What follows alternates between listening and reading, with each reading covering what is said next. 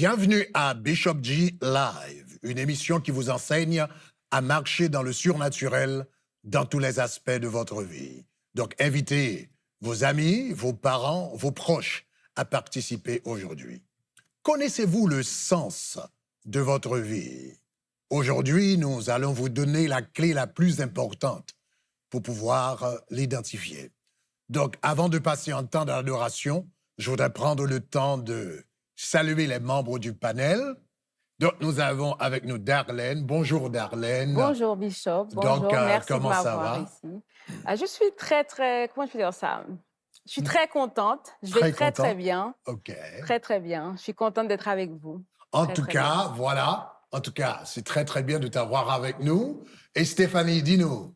Bonjour Bishop, par la grâce de Dieu, je suis bénie et je suis rassasiée de la faveur de Dieu aujourd'hui. Tu as l'air béni, hein? Rassasiée et bénie. Ah, wow, Gloire à Dieu. Gloire à Dieu. C'est un plaisir d'être dans la présence de Dieu. C'est un plaisir de pouvoir rentrer chez vous. Nous allons passer un moment d'adoration et par la suite, nous allons aller directement dans la méditation de la parole de Dieu. Premièrement, l'adoration.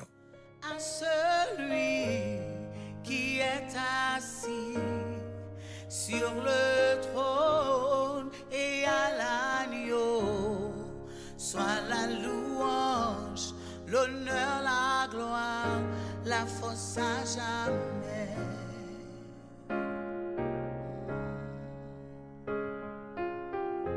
Qui est digne d'ouvrir le livre? Qui est capable de rompre les sceaux?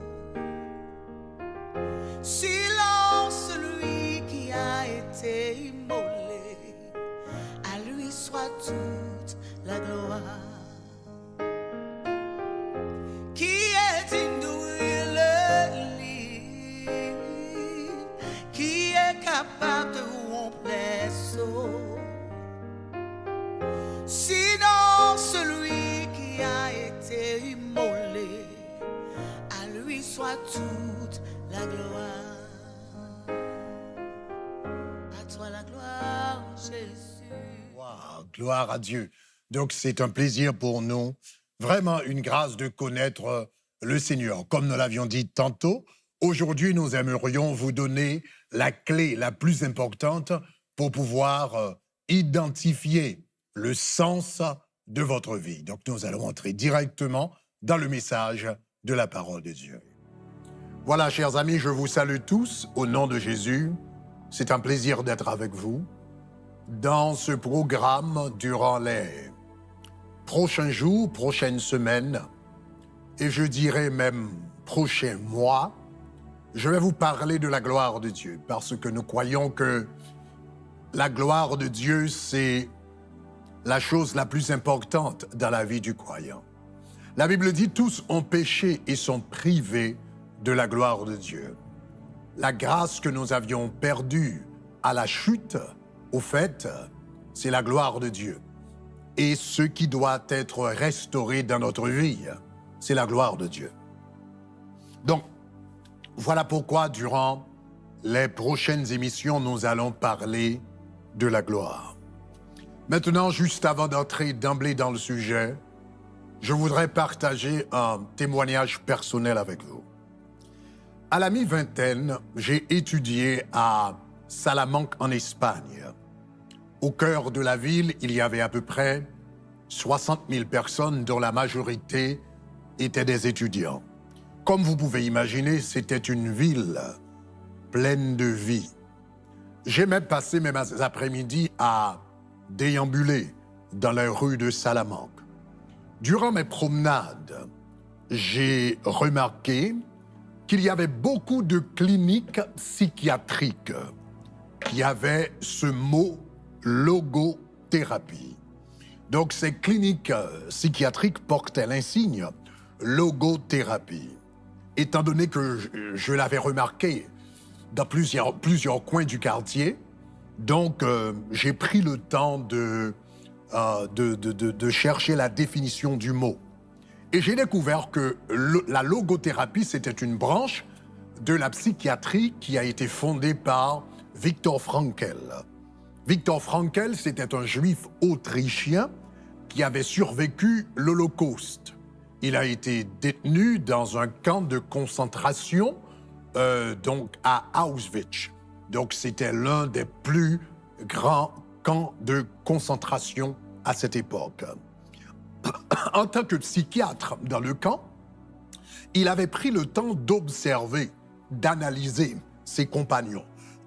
Il avait pris le temps de regarder, d'observer donc les gens qui se portaient bien, qui se portaient mal, qui étaient contents, qui étaient déprimés, et qui a vécu et qui n'a pas survécu. Et il a noté que les prisonniers qui s'en sortaient mieux étaient ceux qui avaient un but dans la vie.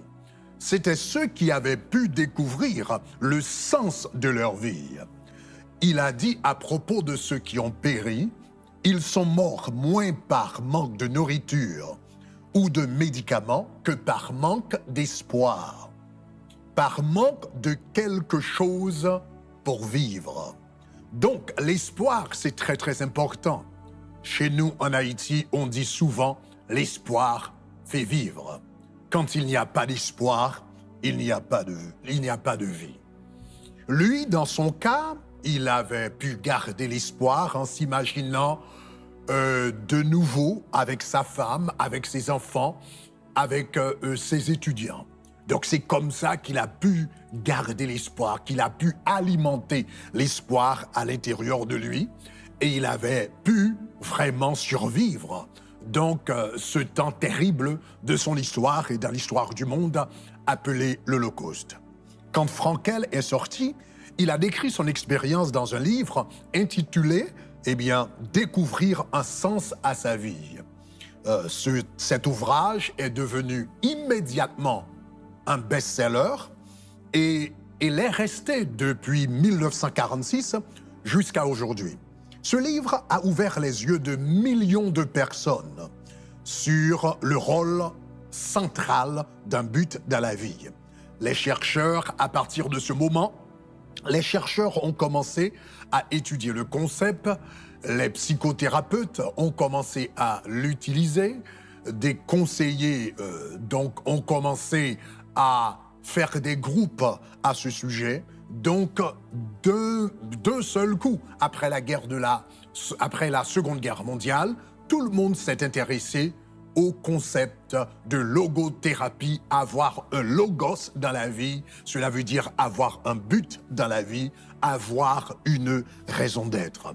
Cependant, malgré l'abondance de livres et une pléthore de recherches sur le sujet, les gens sont plus confus que jamais.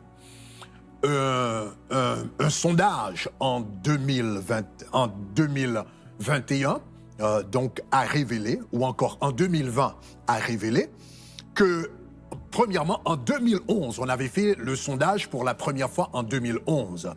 Quand ils ont fait un sondage en 2011 sur le but de la vie, les gens se sont rendus compte qu'à peu près 50% de personnes se posaient des questions sur le but de leur existence sur la Terre. Ça, c'était en 2011. Et en 2020, quand ils ont refait le même sondage, donc le chiffre a grimpé à 57%. Donc en 2011, 51% de personnes se demandaient quel est le sens de ma vie, mais en 2020, 57% de personnes se demandaient quel est le sens de ma vie. Plus ils cherchent un sens à leur vie, plus la confusion s'empare de leur esprit. Alors on se demande, quelle est exactement la racine de cette confusion? Quelle est exactement l'origine de cette confusion? Je crois que la raison de cette confusion, c'est parce que les gens cherchent un but à leur vie sans trouver, sans chercher. Ils cherchent un but à leur vie sans chercher celui qui fournit le but. Ils cherchent un sens à leur vie sans chercher celui qui accorde le sens. Mais c'est impossible, parce que la Bible dit, dans Proverbes chapitre 16, le verset 14, « L'Éternel a tout fait pour un but. Donc, c'est l'Éternel qui assigne un but à tout et à tous. Je reprends, c'est l'Éternel qui assigne un but à tout et à tous. Donc cela veut dire, si vous aimeriez savoir le but de votre existence, si vous aimeriez savoir le sens de votre vie, si vous aimeriez connaître la raison d'être, donc ta raison d'être sur la terre, eh bien, il faut demander à celui qui accorde un but à tout et à tous, c'est-à-dire l'Éternel des armées. Pour trouver votre but, il faut avoir une relation personnelle avec lui. Nous continuerons dans le prochain programme. Sois béni.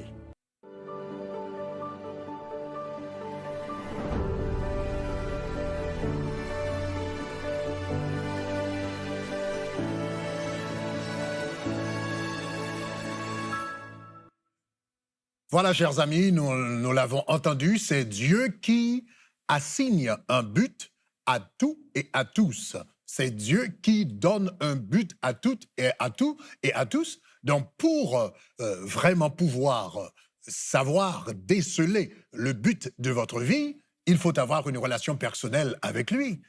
Et c'est ce que je voudrais vous inviter à faire maintenant. Donner votre vie à Jésus, ce n'est pas difficile, c'est très très simple. C'est une décision simple et pourtant puissante. Premièrement, tu dois reconnaître que tu es un pécheur. La Bible dit tous sont péchés et sont privés de la gloire de Dieu. Deuxièmement, vous devriez savoir que Christ est mort pour vous. La Bible dit car Dieu a tant aimé le monde qu'il a donné son Fils unique afin que quiconque croit en lui ne périsse point, mais qu'il ait la vie éternelle. Et troisièmement, vous devriez le confesser. Confessez le nom de Jésus de tes lèvres, de vos propres lèvres. La Bible dit si vous croyez en ton cœur que Jésus-Christ est mort, il est ressuscité d'entre les morts, et si vous le confessez de vos lèvres, alors vous serez sauvés. Vous serez sauvés. Donc, je voudrais vous inviter maintenant à prendre cette décision. Mais avant de prier pour vous, je voudrais vous encourager à envoyer, à texter le mot « sauver ». Donc, envoyez-nous un texto sur WhatsApp. Donc, le numéro maintenant qui est sur l'écran. Utilisez, textez-nous le mot « sauver » sur WhatsApp au numéro que vous voyez maintenant sur l'écran. Au numéro que vous avez sur l'écran, textez le mot « sauver ». Et ce sera votre façon de donner votre vie à Jésus. Donc, pendant que les gens sont en train d'envoyer donc leur texto, donc dis-nous, Darlene, toi, est-ce que tu as trouvé le sens de ta vie?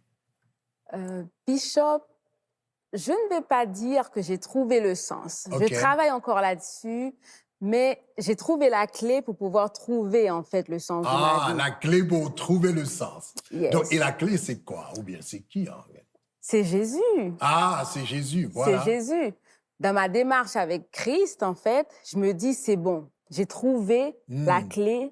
Je dois trouver des portes pour cette clé, mais j'ai trouvé la clé. Ah, en fait. voilà, ça, j'aime ça. Je dois trouver les portes pour cette clé, mais j'ai trouvé la clé parce que vraiment, Christ est une clé universelle. Donc, il ouvre tellement de portes.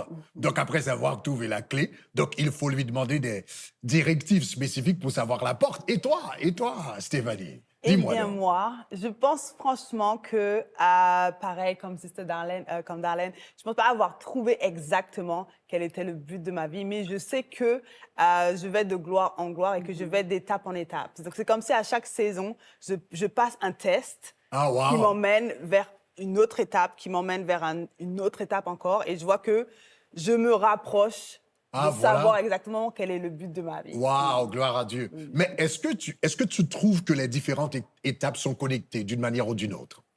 Je trouve qu'elles sont connectées, effectivement, mais il faut vraiment que je réfléchisse pour savoir comment elles sont connectées. Okay. Donc, elles ne sont pas connectées de façon naturelle, comme si je le regarde les étapes, je ne vais pas me dire « Ah oui, je comprends pourquoi ça. » Mais quand je me mets en prière et que je demande « Mais Seigneur, pourquoi j'étais passé par cette étape et cette étape ?» Et c'est là qu'il me montre, voilà, ça c'était le cheminement pour aller là, pour aller là, pour aller là. Wow. C'est comme ça que je peux voir qu'elles sont connectées, mais à première vue, comme ça a l'air d'être des choses tout à fait différentes. Bon, voilà, chers amis, nous parlons de but. Aujourd'hui, nous parlons du sens de la vie. Nous allons prendre mettre une pause et nous reviendrons après la pause.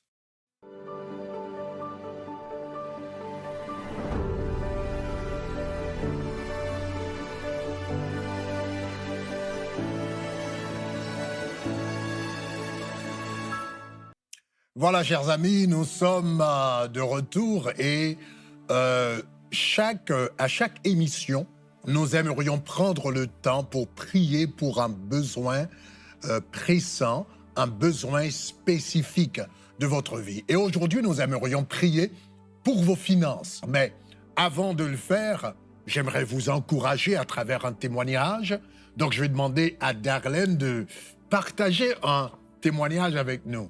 Donc, qui pourrait vraiment aider les gens, encourager les gens à placer leur confiance en Dieu. Donc aujourd'hui, le témoignage, c'est Sœur Cassandra, en Haïti.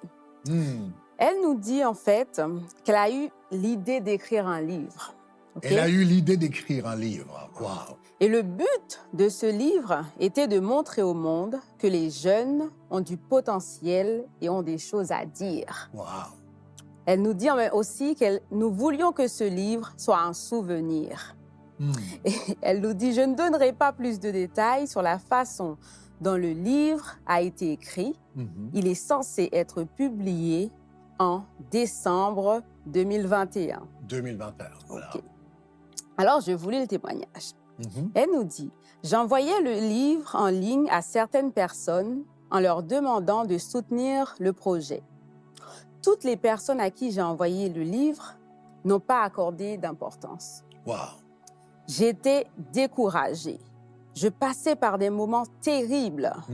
Je ne pouvais raconter à personne. Et un jour, alors que je pleurais devant Dieu, vers 3 heures du matin. Vers 3 heures du matin, heure stratégique. Hein? Vers 3 heures du matin, elle a reçu un email d'un réalisateur qui l'annonçait que Netflix voulait acheter son livre.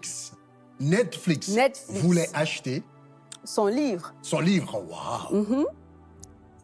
Pour 2 millions de dollars. 2 millions de dollars. 2 millions de dollars. Wow. Elle nous dit, j'ai cru que c'était une blague, même une arnaque en fait. Wow. Elle nous dit. Donc, elle a décidé de faire des recherches et à la fin, elle a décidé de signer le contrat. Donc, elle nous dit, pour l'instant, les détails sont confidentiels. Le projet est prévu pour 2025. Donc, wow. Bishop, vous vous rendez compte? Elle nous dit, personne n'a voulu acheter mon livre pour 20 $. Wow. Mais Dieu a trouvé quelqu'un qui l'a acheté pour 2 millions de dollars. Personne ne voulait acheter pour... Stéphanie, est-ce que tu as un livre de 20 $? J'ai un livre de 20 $, oui. À mettre sur Internet, je sais pas, hein? On ne sait jamais. Mais on ne voulait pas acheter pour 20 $. Et le Seigneur a permis que quelqu'un achète... Puisse l'acheter à 2 millions. À 2 millions de dollars. Elle était découragée. Elle ne savait. Wow. Elle ne savait plus quoi faire. Elle nous dit, il y a beaucoup de choses que je voudrais vous dire, mais j'espère qu'un jour, je pourrai donner plus de détails. Ah, voilà. Et elle a un petit mot d'encouragement pour vous qui nous regardez. Elle nous dit, je vous dirai que la meilleure décision que vous pouvez prendre dans votre vie est de choisir d'inviter Dieu dans tout ce que vous faites. Wow. Elle vous dit aussi, ne limitez pas Dieu. Ne limitez pas Dieu. Wow. Dieu est grand. Ne limitez pas Dieu. Dieu fait des miracles. Il veut vous bénir financièrement. Il ne veut pas seulement vous sauver, vous délivrer des forces des ténèbres, vous guérir, mais il veut aussi vous faire prospérer financièrement. Donc voilà, et c'est ce que nous allons faire maintenant. Nous allons prier donc pour votre prospérité financière. Donc il y a cette sœur, comment s'appelait-elle déjà? Cassandra. Cassandra. Donc il y a d'autres personnes qui se trouvent peut-être dans la même situation, n'est-ce pas, que Cassandre. Peut-être qu'ils ont des projets, et les projets sont là, en attente, en veilleuse, donc ils n'ont pas reçu de réponse. Donc ils ont un projet devant Dieu, un projet qui doit démarrer. Donc nous allons prier, alléluia, au nom de Jésus de Nazareth. Seigneur, nous te remercions maintenant au nom de Jésus pour toutes les personnes qui nous regardent maintenant, toutes les personnes qui sont en train de nous entendre maintenant, pour toutes les personnes qui ont un projet devant Dieu au nom de Jésus de Nazareth, pour toutes les personnes qui ont écrit un livre, pour toutes les personnes, Seigneur, qui ont un plan d'entreprise, pour toutes les personnes, Seigneur, qui veulent faire démarrer un ministère au nom de Jésus de Nazareth. Je te demande de bénir l'œuvre de leurs mains, de bénir leurs projets au nom de Jésus. Tu es le Dieu de l'impossible. Il est écrit dans ta parole, ô Seigneur, alléluia, le cœur du roi est comme un courant d'eau entre les mains de l'Éternel. Il l'incline partout où il veut. Je te demande au nom de Jésus d'incliner un cœur vers ce projet maintenant. Incline, Seigneur, un homme d'affaires vers ce projet. Incline le cœur d'un homme d'affaires. Incline le cœur d'une femme d'affaires. Et incline, Seigneur, le cœur d'un homme d'État, d'une femme d'État, au nom de Jésus, d'une personne d'influence, Seigneur, vers ce projet. Yakarabasekataya, Rebasakaribatakatabaya, Roboshekenamasataya. Là où tu es à la maison, si tu peux prendre ce projet, si tu peux prendre le document, si tu peux prendre l'enveloppe, si tu peux lever ton téléphone, si c'est dans ton téléphone. Donc élève ton téléphone maintenant, parce que je sens l'onction de Dieu pour débloquer les projets qui ont été bloqués pendant longtemps, les projets qui ne pouvaient pas avancer. Il y a une grâce au nom de Jésus, que la même grâce, Seigneur, qui s'est reposée sur la vie de sœur Cassandre, de la même manière, Seigneur, quand elle écoutait notre enseignement de diamant dans le désert, et la grâce, Seigneur, qui resplendissait de cet enseignement, la grâce qui rayonnait de cet enseignement, Seigneur, la grâce qui émanait dans cet enseignement, Seigneur, l'a poussée non seulement à écrire un livre, mais à ouvrir une porte de 2 millions de dollars. Seigneur, je te demande que tu le fasses dans la vie de chaque personne qui m'écoute, qui me regarde. Narobo Shakataya, Rebakata Babashata, Remakata Babashikete, Risakataya, Rabakata Babashakataya. Je suis en train d'entendre le Seigneur dire, eh bien, va, écris ton livre. Il y a quelqu'un qui devait écrire un livre, et puis tu te poses la question, est-ce qu'on va acheter mon livre? Est-ce que mon témoignage a du poids? Est-ce que mon témoignage aura de l'intérêt? Le Seigneur te dit, eh bien, d'avancer avec ton livre, eh bien, bosse au nom de Jésus, écris au nom de Jésus, parce que c'est moi qui vais ouvrir les portes. Je suis le Dieu qui ouvre. Quand j'ouvre, personne ne peut fermer. Et quand je ferme, personne ne peut ouvrir. Seigneur, nous te demandons de le faire. Merci au nom de Jésus de Nazareth. Amen. Nous te glorifions, Seigneur, pour cela. Oh, hallelujah.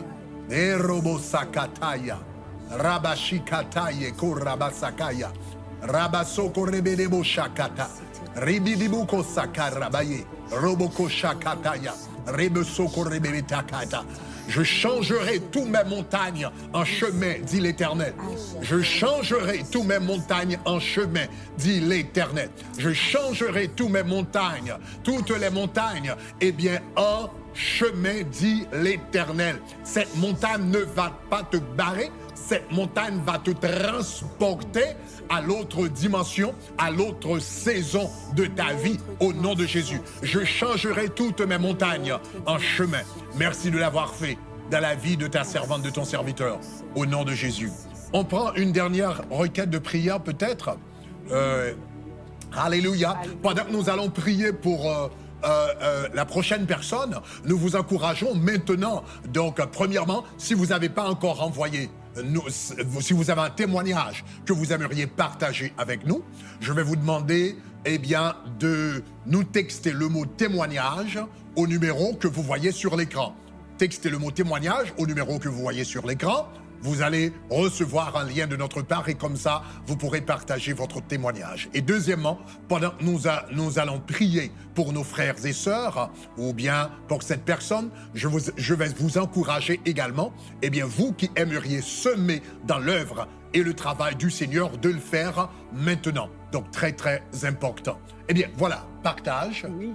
Donc, nous avons la sœur Mascari de Port-au-Prince. De Port-au-Prince. Oui, qui dit qu'elle est une jeune fille de 26 ans qui a étudié en agronomie. Ok. Elle nous dit qu'elle va être diplômée l'année prochaine et qu'elle vivait avec son frère, sa femme et ses enfants.